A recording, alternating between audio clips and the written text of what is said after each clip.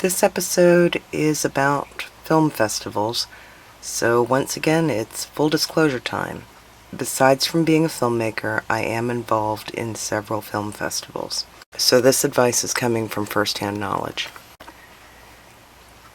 Being a film festival director is not an easy task at all. On the one hand, they're really looked up to because they're the ones that really help you promote your films and screenplays. But on the other hand, they're also very hated because they have to reject a lot of projects that are submitted to their festivals. When a film's done, a lot of the times a director will want to get it into festivals. That is the easiest way to get it screened and get it out to the general public. And winning the awards can help you when it comes to securing distribution or funding other projects. There's almost always a submission fee involved, which I think a lot of filmmakers assume goes right into the pockets of the festival directors. The truth of the matter is, putting on a film festival is very expensive. There's a lot to be paid for, including the awards themselves, the red carpet backdrop, the photographer to take those photos, contracts you might have with the venue rental itself, any parties that they might throw for the filmmakers or the winners. Sometimes they even have to pay for concessions, and some festivals do compensate their judges. In fact, a lot of the time, unless the festival has some sponsors, the only way that they make any money to pay for all this is through admission tickets, submission fees. They might have some merchandise such as t-shirts, and if they're lucky, they'll have some room for vendor tables.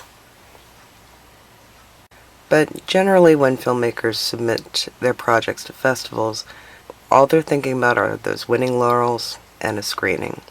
This is understandable. No one really expects a filmmaker to understand what all goes into a festival. But it is important to remember that a lot of festival directors, if they don't run more than one festival, are usually involved or at least advising other people who are running other festivals. So it's not uncommon for one to see the winner of one festival submitted to their own. Now, the hard fact is that the average acceptance rate for a festival is about 10%. This ends up being a real aggravation for filmmakers. They might have a film that has been in several other festivals and then get rejected by a couple that they really wanted to get into. For newer filmmakers who aren't used to this process, it can be infuriating. I've heard filmmakers scream and yell about how much a festival sucks and how the judges are terrible, and I've even heard about some death threats against the judges. Now, there's a lot of reasons why a film might not get accepted into a festival, and none of them have anything to do with how good the film is. In a lot of cases, it's the time that a festival has for screening. If you only have 30 hours worth of screening time available and you've got 70 hours worth of films, there's going to be a lot of those that aren't going to get in. They might be really good too, but a lot of festivals will have to balance quality versus quantity when it comes to coming up with their schedule. I've known festivals that will reject a 30-minute short in order to fit in 3 10-minute films. Another issue that comes up is people submitting using a scattershot method without paying attention to what the genre of the film festival is. I work mostly in horror festivals, and it's not uncommon for us to get submissions that are comedies or dramas. This is the fault of the filmmaker themselves for not paying attention to the criteria of the festival, but it does happen all the time. Now, one thing that angry filmmakers do quite frequently, and I see this at least twice every time we send out notifications on acceptance or rejection, is that they will try to shame the film directors. We'll get letters that state about how their film is really great and we're idiots for not featuring it. They'll show off laurels from other festivals that they've gotten. They'll send us condescending messages to show us how we're really missing out by not showing their film. What they don't realize is what they're telling us is that they're insecure idiots. I don't mean to sound insulting about that, but the truth is these letters are really insulting to us.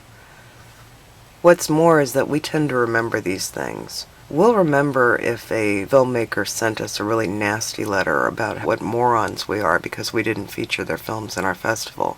So if we run more than one festival, or if a few years down the road that same filmmaker sends in another piece of work for consideration, we're more likely to reject it. And I know that that sounds spiteful and petty, but we really don't want to deal with those kind of people, especially if they're going to show up at our festival and not win an award. We don't want to deal with them in person. The filmmakers that display this kind of behavior are going to find themselves locked out of a lot of festivals. They might nab a few laurels from some everybody gets a trophy online awards or something, but they're going to find that they're not going to be accepted in many live events. So keep this in mind when you get angry about a film festival rejection.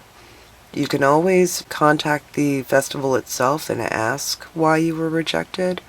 A lot of festivals offer feedback, usually for an additional fee. Some festival directors can't tell you why you were rejected because they aren't part of the jury. They're just basically going off of the jury recommendations when it comes to their acceptances. But don't ever assume that you were rejected because the festival thought that your film sucked. That's often not the case. And don't lash out at a festival because of it, because you never know what kind of bridges you're burning when you do things like that. I hope that you enjoyed this episode of the Unconnected Filmmaker, and if you found this information useful and want to be notified when the next video premieres, just hit that subscribe button. Or if you have anything you'd like to see an episode on, feel free to comment below. See you next time, and keep those cameras rolling.